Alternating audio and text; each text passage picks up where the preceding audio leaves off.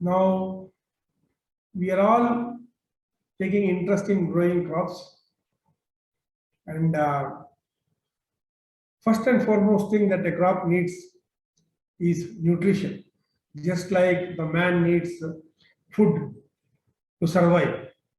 So similarly, the plants do require what is called as nutrition, so that they can prepare their own food. Unlike animals, plants can manufacture their own food and consume it also later. So the process of manufacturing the food is called photosynthesis in plants, and the process of consuming is by way of respiration, just like in the case of human beings. In the case of human beings, there is a digestive system. In plants, again, it is the same concept where the carbohydrate is broken down and used as energy by way of respiration using mitochondria. So now let us go further.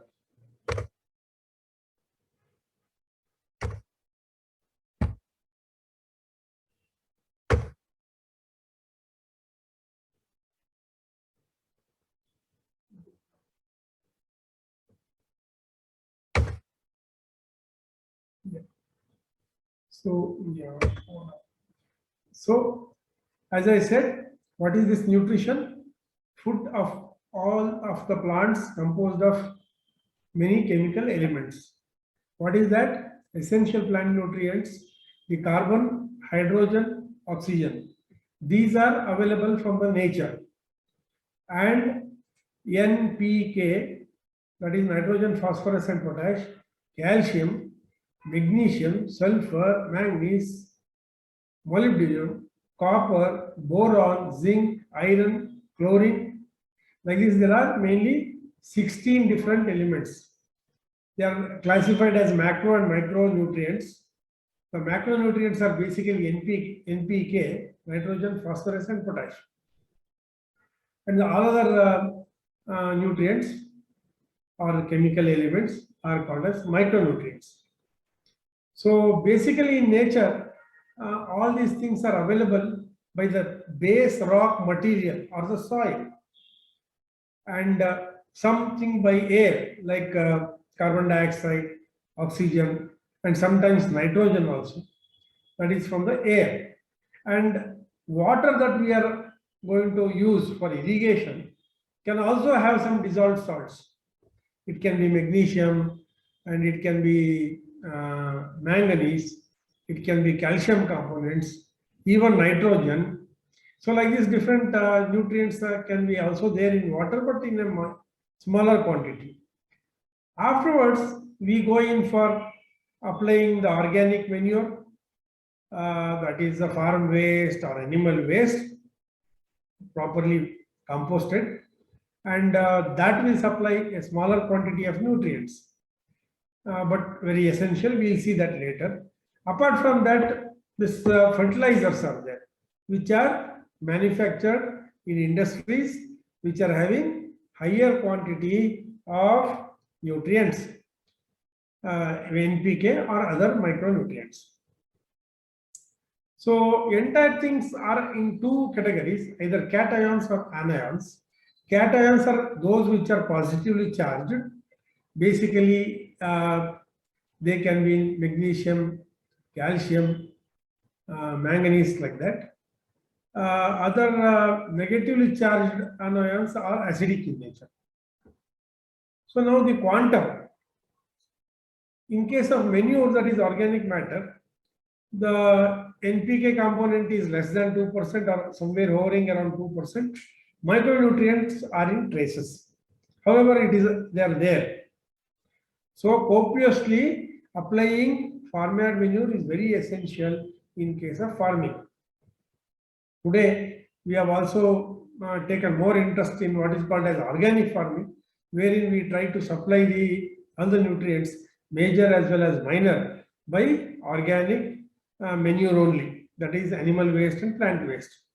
So we avoid basically the fertilizers in case of organic farming. However, micronutrients are sometimes used as per the need. Then utilization. it has to be in any soluble form. If these elements or the compounds or the fertilizers are becoming insoluble by precipitation, by some chemical reaction, then it cannot be absorbed by the plant. It has to be in soluble form. Now, let us see what are the important uses or utility of these nutrients.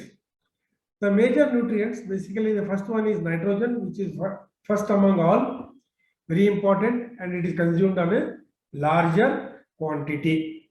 And it also very easily leaches because it being highly soluble in water. Leaches means it will get dissolved in water and goes away from the plant root zone, either to deeper layers of soil or away from the soil, away from the plant to in the flowing water. So this nitrogen, which is very important, is required for the formation of proteins, and it is the most important nutrient. It is also part of chlorophyll, which is a receptor of light energy. So the plants are going to manufacture their food, that is carbohydrate basically, using the chlorophyll, using the light, sunlight or any other artificial light that we may provide, and they manufacture the carbohydrate. The carbon source can be from carbon dioxide from the air, and hydrogen and oxygen from the water. So the air itself contains nearly 78% nitrogen in the nature. But however, plants cannot use this air directly. With the only exception of legumes, the plants which are belonging to leguminaceae, they are called as legumes, and they can use nitrogen from the air using a symbiotic bacteria called as rhizobium. This rhizobium stays in the soil on the roots of these legumes. Legumes are basically the pulses, the dal, all kinds of dal or the pulses. So there these rhizobiums will survive, and then that is their place or the home, and there is a symbiotic relationship with the plant, and these rhizobiums will absorb the nitrogen and fix it in the nodules, root nodules, later on which goes into the soil. So this helps in reducing nitrogen requirement, that is external application. So this nitrogen encourages vegetative growth, imparts very dark green color to the leaves, so that good photosynthesis can take place, so that chlorophyll content is kept higher. This nitrogen regulates utilization of the next two important nutrients, that is phosphorus and potash. Phosphorus is represented by alphabet P, and potash is represented by the alphabet K, because K is kalium. So that K comes from that word. So P and K, NPK. So again, nitrogen helps for higher yield. Essentially, it is very important. In absence of nitrogen, higher yields cannot be there. When nitrogen is applied, it increases the succulency in salad crops, basically all kinds of salad crops, leafy crops, fodder crops, which are used for animal fodder, and even in vegetables. They become juicy and succulent. And this nitrogen is basically being component of protein. When it is applied, it increases the protein content and size of the fruits or the grains in case of field crops.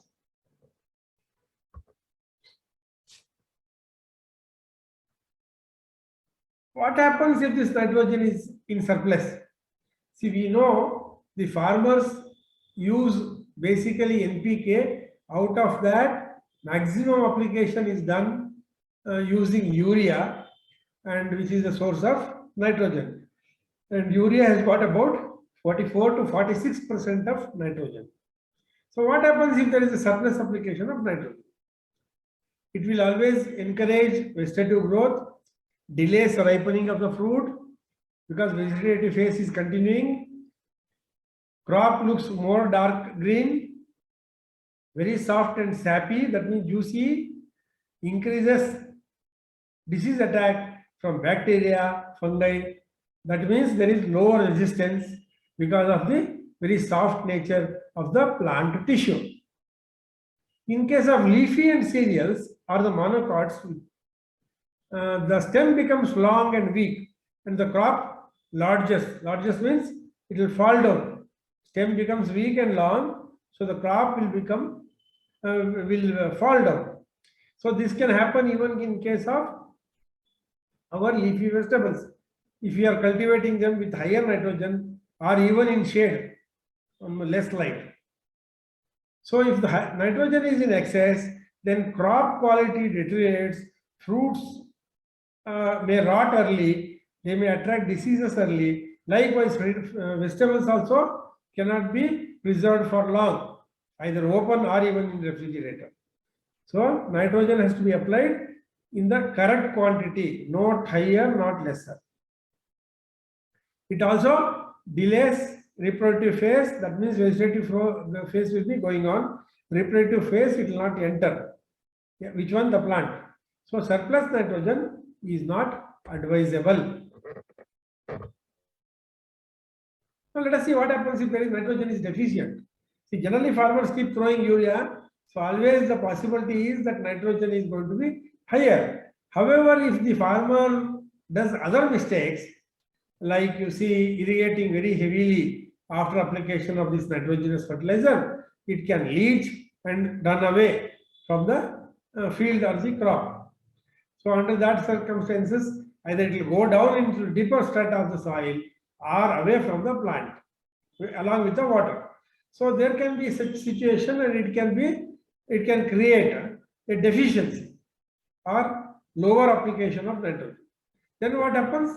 Plant will look yellowish or light green, stunted, that means growth will not be there, and leaf drop prematurely happens, that means very early stage, without having the going through the full life of the leaf, it will drop off. So that is a mechanism of the plant to adjust by dropping the leaves. In the remaining few leaves, the available nitrogen is used so that photosynthesis can take place. It's a defense mechanism. So leaf drop will happen prematurely. However, that will affect the yield for us. So fruits ripe prematurely because you see there is no strength for the plant to survive with the required nitrogen. So there is difficulty in metabolism. So what happens? The fruits become ripe prematurely, and that is why it leads to poor yield. The size of the fruit will be smaller. If it is a seed, it will become very weak, and like that, yield will be lesser. Then, as I said, it delays the reproductive phase. There can be flower drop because available nutrition will be divided among a few flowers that are retained. So, plant tries to manage its future activity, that is reproduction, by way of dropping the flowers. Similarly, root growth is also severely affected. So overall the plant becomes weak. Let us take the second one. Second one is called phosphorus. It is also very important nutrient after nitrogen, but in the absence of phosphorus, even the nitrogen will not be used properly. So it is second important nutrient. It takes active part in metabolism. What is metabolism? It is conversion of food into energy or energy into food. When it becomes energy into food, when the food is consumed and it is broken down to form energy, it becomes energy to food. In case of plant, what happens? They use the energy from the sunlight and then they manufacture. So energy to food will be the case in case of plants. However, when they do respiration, they will also break down the carbohydrates manufactured, and thereby energy is created. ATP, ADP reactions are there. So adenosine triphosphate to diphosphate, diphosphate, triphosphate is the action in respiration and in case of food manufacture. So this phosphorus is an important constituent of major enzymes. So the enzymes are going to be active in ensuring the metabolism to happen. So without phosphorus, the metabolism will be affected. It is a structural component of cell membrane, chloroplast and mitochondria. Cell membrane helps in selective permeability of the nutrients and water, gives strength to the cell as well as plant, protects the plant from disease attack. Chloroplasts are those organelles which are used for storing the chlorophyll, thereby they are the place factories of production of carbohydrate or the starch by the plants. Mitochondria is the other way around. It is a respiratory center, and there the food is broken down, the carbohydrate is broken down, and energy is given to the plant to work. Let us see what are the functions. It stimulates, phosphorus stimulates root growth in seedling stage itself. Also later on also, but even in seedling stage. It hastens leaf development, encourages greater growth of shoot and roots.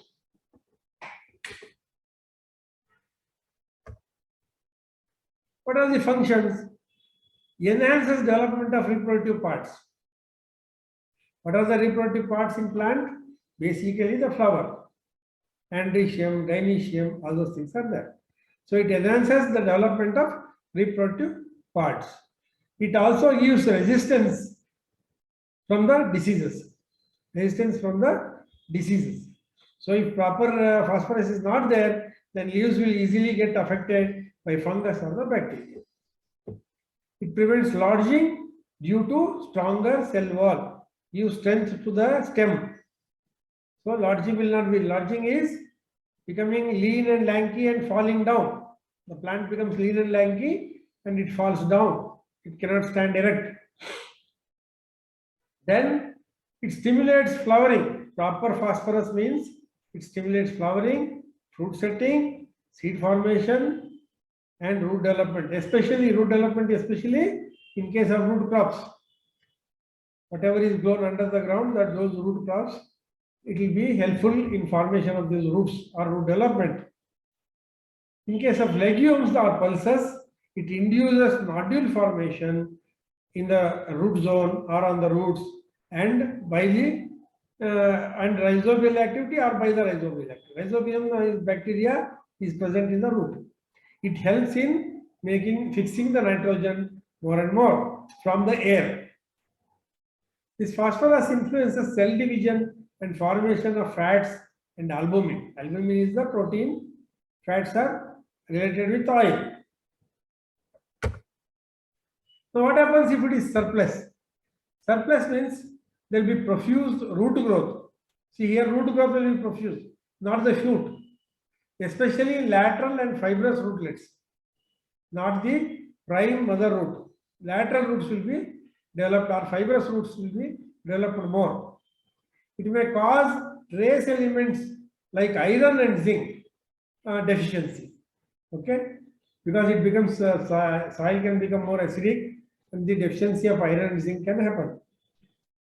Deficiency leads to root and shoot growth restricted. So the shoot and root growth will be restricted and plant will become thin and spindly. That is what we said, lodging will happen. Leaves become dull grayish green. See, when nitrogen was in a good quantity, it will become dark green. Here, deficiency, again, it will create just like shortage of nitrogen and there will be grayish green, dull green appearance of the leaves. Then leads to slow growth because chlorophyll is missing. It is dull green means what?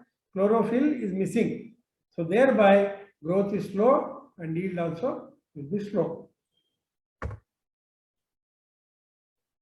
So further deficiency, premature leaf will be shedding, delay in flowering and fruiting, stunted growth or lesser growth, even under excess of nitrogen and potassium. You see here the synergic reaction. If nitrogen, potassium is there properly, but phosphorus is not there, then there will be no activity much, there will be stunted growth. So, in the right combination, nitrogen, phosphorus and potassium should be given to the plants. That is the management. And when it is shortage, phosphorus is short, then premature ripening of the crop happens, yield will be lesser. In case of crop like potato tubers, it can show rusty brown lesions on the potato tubers. Let us come to the third important element, that is potassium. In other words, it is called as kalium. It is a third important nutrient. It acts as a chemical traffic policeman. Means what? Sodium potassium pump is essentially the one which permits entry of nutrients into the cell.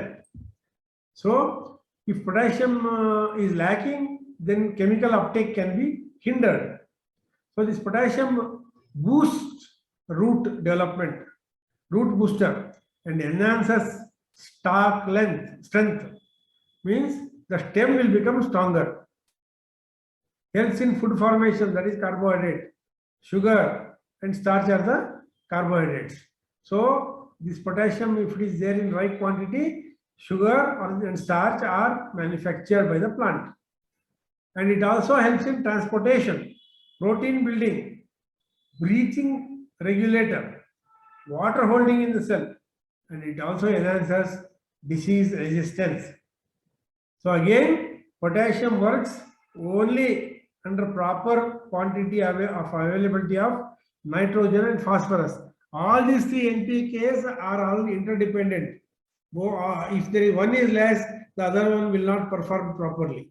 So NPK balance is very essential in case of nutrition management. What are the functions of potassium? Essential element of chlorophyll development for photosynthesis. Important nutrient in case of potatoes, root crops, and sugarcane. See, because root crops, again, there is high quantity of starch is manufactured and stored in potato. Although it is a stem, underground stem, there also a lot of starch is stored in case of potato. Sugarcane, it is sugar, which is also a carbohydrate. It also demands potassium. Improves health and vigor of plant. Tolerates adverse climates like drought. Potassium, if it is in the correct quantity, it helps to tide over adverse climatic conditions like drought. So as I said, it prevents lodging, and that means stem will become stronger. Cell walls are going to be stronger. It also gives disease resistance. Functions. Improves quality of fruit and vegetables. Exerts balancing effect on NLP, as I said. It's an enzyme activator. Enzymes are very important for metabolism, whether it is human or plant. So this will activate the enzymes. Increases plumpness, that means it becomes juicy and big, and boldness of seeds and grains in case of legumes, all kinds of pulses. Improves water balance in the cell, promotes metabolism, that is formation of carbohydrate or breaking down of carbohydrate, increases production of the carbohydrate. Deficiency leads to stunted growth, short interrods, thereby it looks like a bushy appearance. It is bushy, not busy. Bushy appearance. Chlorosis is seen. What is chlorosis? Totally yellowing of the leaf. That is seen. And in some cases, leaf scorch is seen in fruit trees basically. And in some case of cotton and other plants also it can be seen. So leaves are going to have leaf scorching, means burning. So they look red as if they are burnt. Then dieback of tips will happen. The tips, apical bud, there will be dieback in case of potassium, because there is no nutrient supply. Older leaves show symptoms earlier, means it is mobile. From old leaves, the potassium is taken up to the younger leaves for the plants to continue their growth. So what happens? Older leaves will show symptoms earlier. Reduced rate of photosynthesis observed naturally, because interaction between nitrogen and phosphorus is not going to be there, because there is lesser potassium. So no photosynthesis or lesser photosynthesis will happen. Let us come to micronutrients. We all know, as human beings, we all consume these mineral tablets, vitamin mineral tablets we consume. These mineral tablets basically means they are micronutrients. Similarly, in case of plants, they also, because living beings, cells are there like animals or a human being, they also have having cells. So they also require these micronutrients. So let us see one by one. First one is the calcium, and it is generally visible as calcium pectate, important constituent of the cell wall, required for cell division. So here the calcium imparts strength to the cell, thereby again lodging will not happen. The plant will not fall down. It promotes root growth, elongation of the cells, and also cell division. So that means it helps for the growth, prevents lodging as I explained. Helps in translocating sugars. Translocation means what? Movement of the sugars, carbohydrates, from where? From the leaf, where it is manufactured, to other parts of the plant. Source and sink relationship will be there. Source is leaf, where the sugar is manufactured. Sink will be generally fruit or the roots in case of root crops. So source to sink, the movement will be there, and that movement is called translocation of sugars. So micronutrient calcium enhances nodule formation in case of nodules of legumes. Nitrogen fixation, it helps. Neutralizes organic acids. Calcium being alkaline in nature, having higher pH, it neutralizes organic acids, which can become toxic at higher quantity. Calcium also activates enzymes, enhances disease resistance, because cell wall is going to be a strong, penetration of fungus or the bacteria becomes difficult. That is how the disease resistance is imparted or given. When calcium is applied in correct quantity in soil by any method, it is going to correct the soil pH or soil acidity. So if if from low to normal, if you are moving, in case of soil pH or the acidity, then uptake of iron, boron, zinc, copper, manganese will be better. Otherwise, under very acid conditions, that can be blocked also. Structure of soil pH improves and soil aeration also improves. That is why we apply calcium salts like gypsum, calcium sulfate in case of alkaline soils.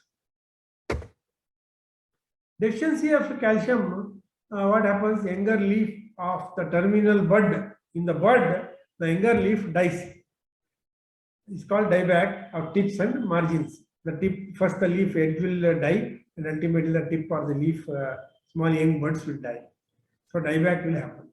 Normal growth is arrested. Roots become short, stubby, and brown. See, these all, especially in micronutrients, these symptoms are explained based on very good studies, maybe sand culture studies. All these symptoms may not be there in case in your farm or in your plant. So identifying this situation becomes extremely difficult. Crop to crop, the symptoms are different. So this part of the understanding or diagnosis is a very difficult activity. It requires greater depth and knowledge in understanding the plant life. So this is wrong. Actually, it increases the pH in the soil, not acidity as such. Acidity content we can say. So it increases the pH in the soil, that is more appropriate. So it can become acidic to neutral, thereby making it making available so many elements, micronutrients basically. So deficiency, yeah, correct. Deficiency will increase the acidity in soil, correct.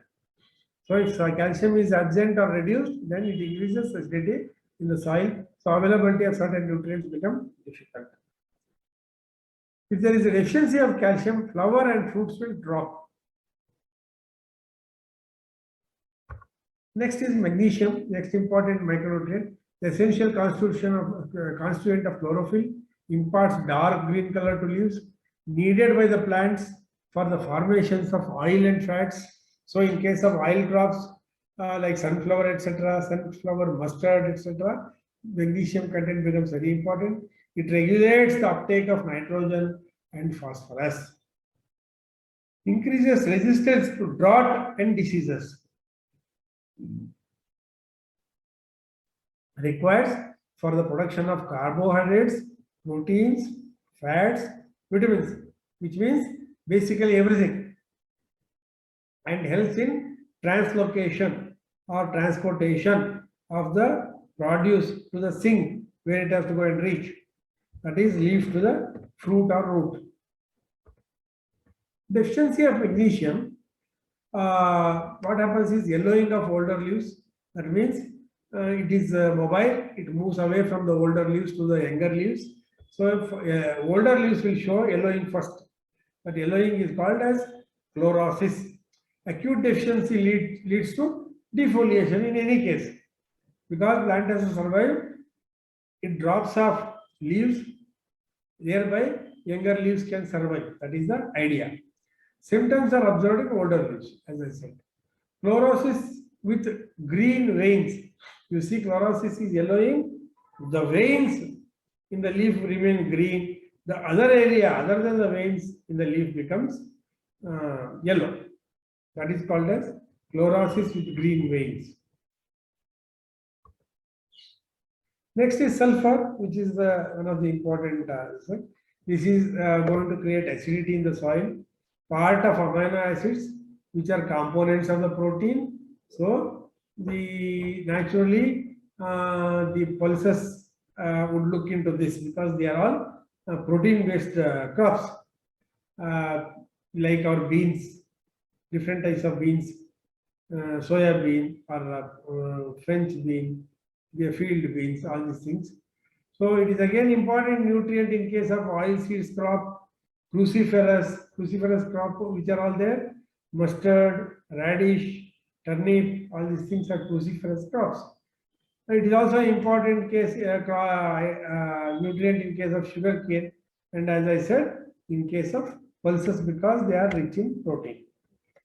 Functions are, it helps in chlorophyll formation, promotes nodule formation in legumes, hastens root growth and stimulates seed formation. So, sulfur is very important component, nutrient.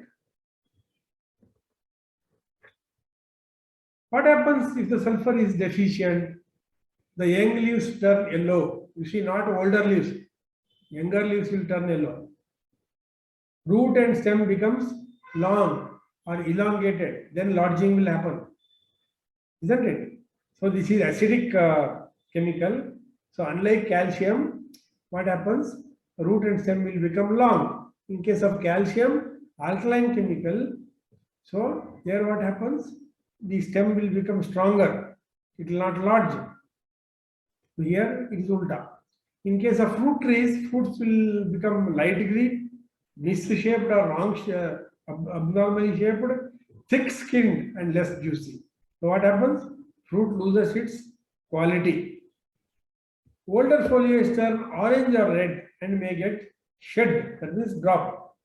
So that chlorophyll will be again absent, so it will turn into either orange or red. So these symptoms also are not very seriously going to be the same in case of all the crops. So we have to be cautious. We can't say this is the only symptom. So there is manganese, which is a very important micronutrient, essential in chlorophyll and for formation of oils and fats. So manganese influences uptake and utilization of other nutrients. So micronutrients basically what they do, they are acting at enzyme level, protein level, like that. So if they are absent or less in quantity, then entire physiology gets affected. So this influences uptake and utilization of other nutrients, basically main NPK. So manganese is also essential for photosynthesis, nitrogen metabolism and respiration. Means it is very important because it is for formation of food and also for breakdown and giving the or supplying the energy to the plant. So both are there. So it is going to be very essential, important element.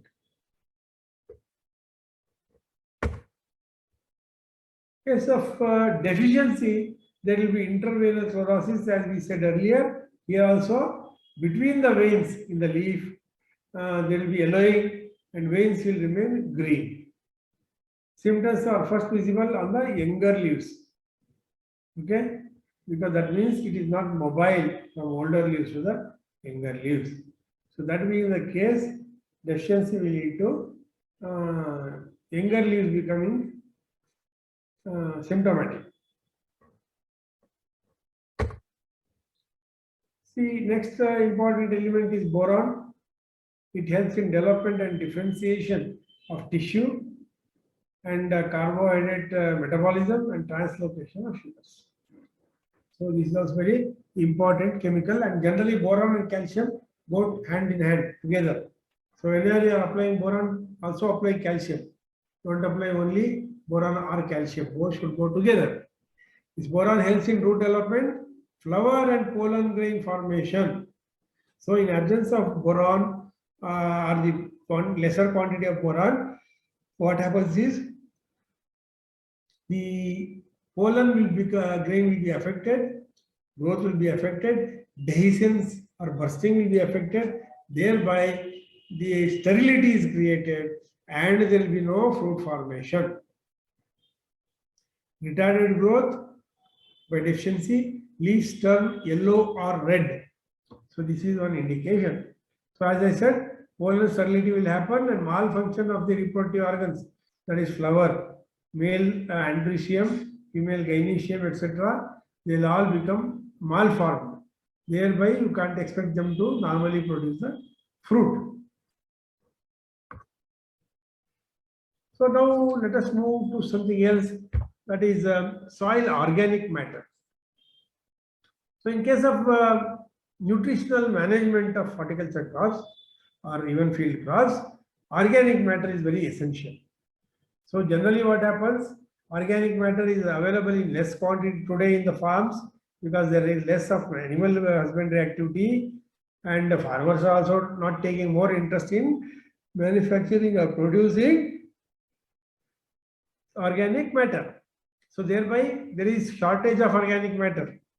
Recently, some of you might have heard or read in newspaper that Saudi Arabia imported lot of cow dung manure from India because they are also trying to do some cultivation or horticulture under polycultivation or protected cultivation at very high temperatures of 45 to 50 degrees there in the deserts. So this organic matter basically helps in forming humus and humic acid. It is the source of humic acid. Flora and fauna of soil improves. Flora and fauna means the animal and the fungus, bacteria, which are helpful for the life of the plant, they are all going to improve when there is organic matter. Activates and helps, helpful bacteria. It activates organic matter. The helpful bacteria like azotobacteria, which is again nitrogen fixing, rhizobium, nitrogen fixing, phosphorus soluble bacteria. Mycorrhiza is a fungus which helps in greater absorption of the nutrient by extending the root surface into this mycorrhiza's body. So this organic matter further improves soil aeration, earthworm activity. So soil aeration, if it increases, the roots can breathe better, thereby they can absorb or uptake of the nutrient is better. So it helps the plant to grow better. Even if the nutrients are there in the soil, if there is a poor aeration, roots are not in healthy condition, then uptake will not happen.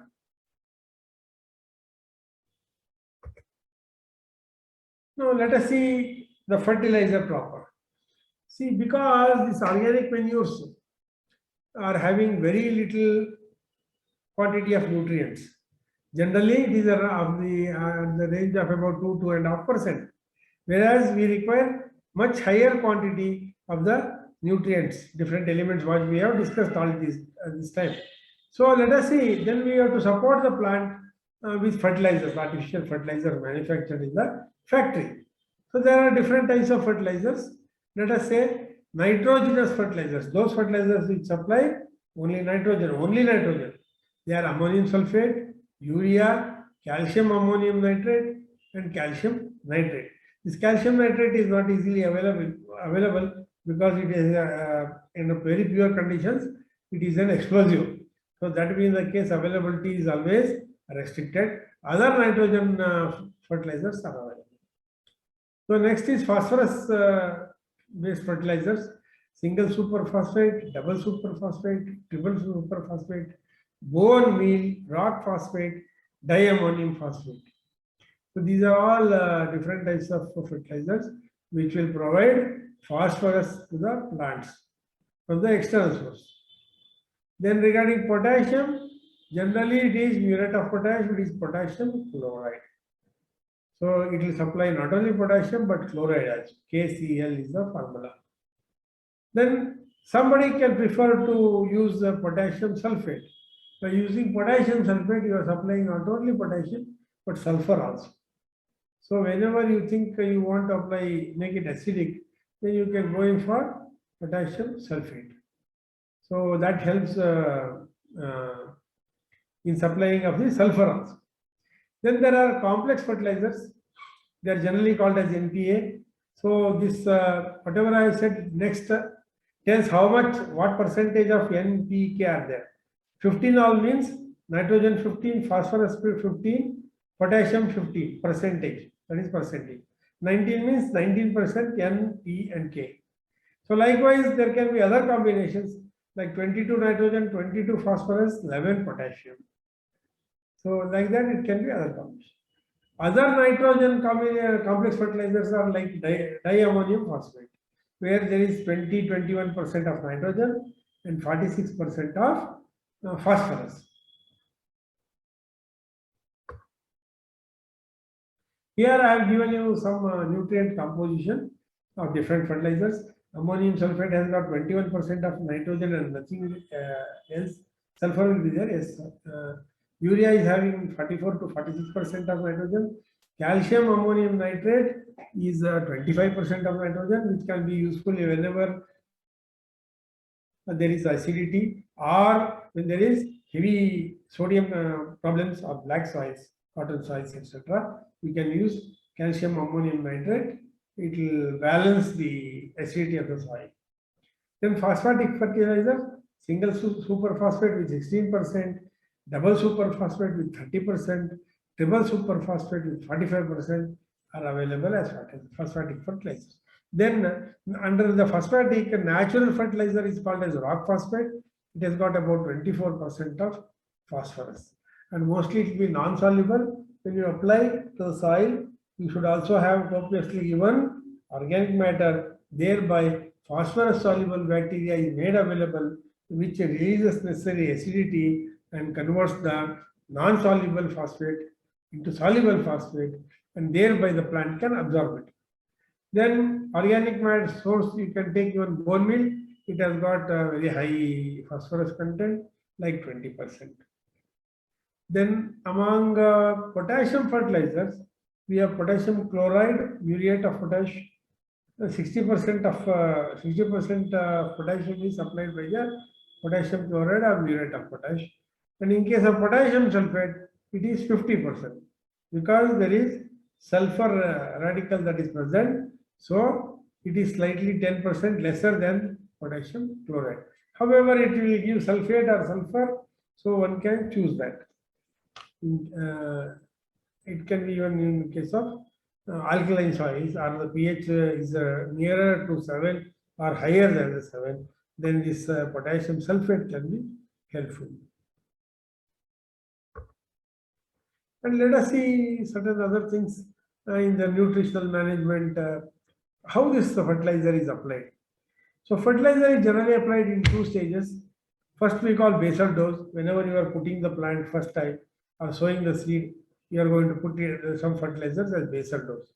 They will be generally half nitrogen, full phosphorus and full potassium are supplied, because phosphorus and potassium are not translocated or moved in case of soil very easily. However, nitrogen is highly mobile. So we give all the phosphorus and potash, and nitrogen is given half at that time, half later on when the growth is really taking place.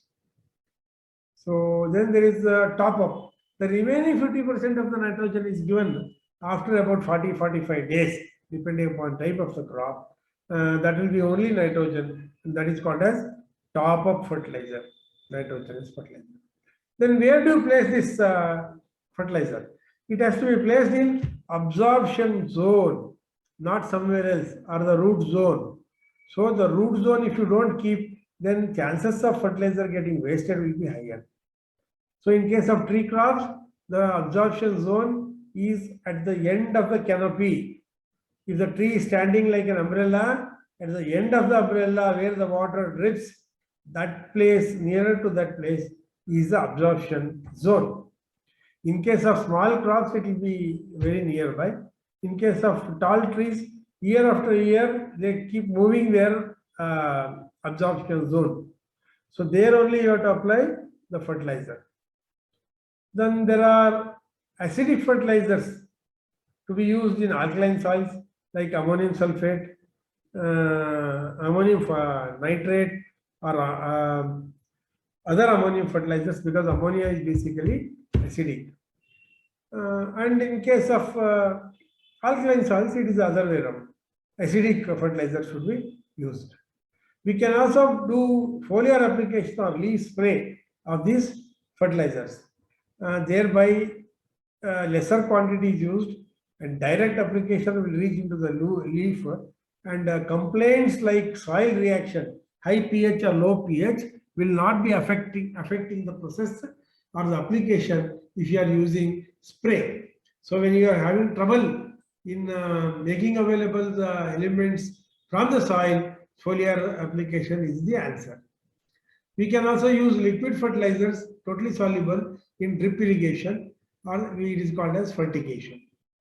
So thereby you save labor, and the fertilizer is made available to the root zone where the plant is there. Then we can even use area spray using drones. Then in that case, the fertilizer should be totally soluble type, and we can just take it up 10 liters, 10 liters, 10 liters, and spray on the leaf. Large plantations like tea, coffee, or coffee slightly difficult because trees will be there. Tea more easier, and likewise if you are having mango gardens, any other fruit tree crops, you can use and spray through drones. You should also watch pH and EC. pH is the acid content of the soil, and EC is electrical conductivity of the soil. EC speaks basically of higher sodium if it is high, and lower anions. So now pH should be around 7, maybe 6.5 to 7.2, something like that. It should be better. It should be on acidic side, not on alkaline side.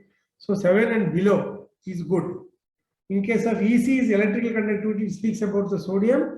It has to be around less than 1 in case of irrigation water, and less than 2 in case of soil sample.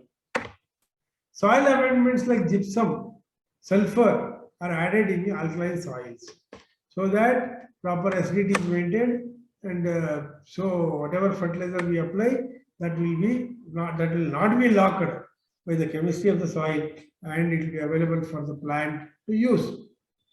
Then for each crop, the university generally gives a recommended dose. You have to use the same dose, or at least have the knowledge of that dose. Otherwise, you will be applying excess of NPK or any micronutrient. Proper irrigation and application is important. After giving the fertilizers, you should moderately irrigate. If you irrigate too much, then it will be leached, it will be sent away from the plant. So this completes the slides show, and we'll go for the questions. Any participants having some questions? This is a very large topic, big topic. So I've done some justice given the time. In fact, I've taken more time also. However, let us take some questions. And people who are otherwise interested later on can also send their queries to me on my contact. Thank you, Mr. Anil Patil, for a very detailed presentation. I'll now take up some questions.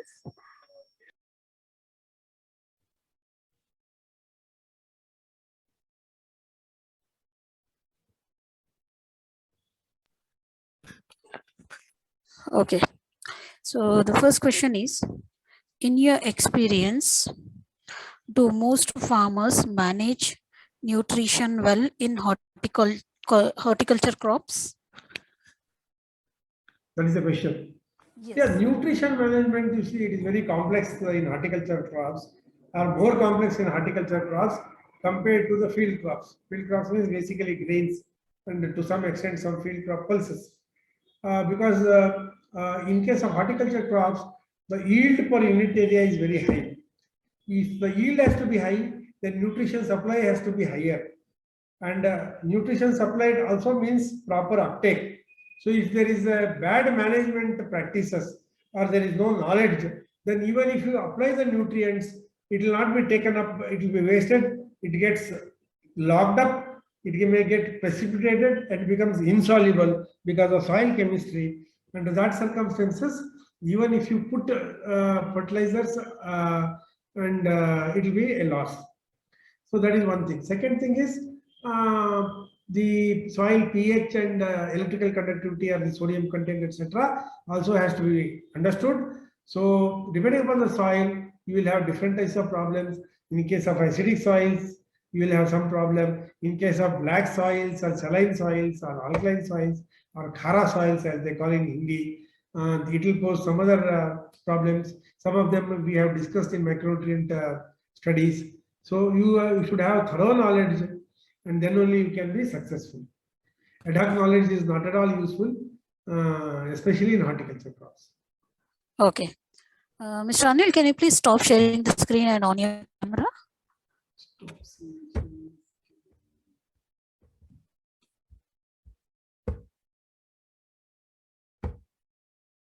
Yeah. You can click on stop sharing. Oh, stop sharing. Yeah. Yeah. Stop. Yeah. Okay. Yeah. Okay. Yeah. Okay. So I think you did not on the camera.